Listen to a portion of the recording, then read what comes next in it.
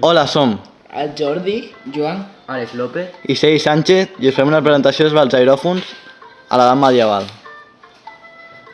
poden ser instruments de metall, o instruments de ben fusta. Ara explicarem els instruments de metall.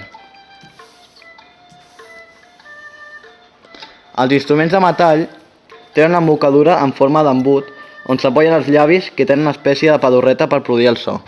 poden ser cornetes i anyàfiles.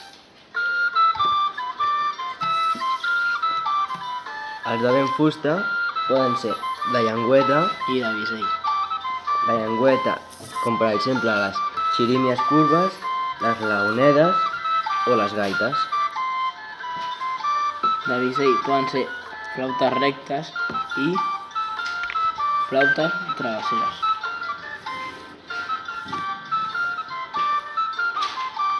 Esperem que us hagi agradat. Fet per Sergi, Joan, Àlex i Jordi.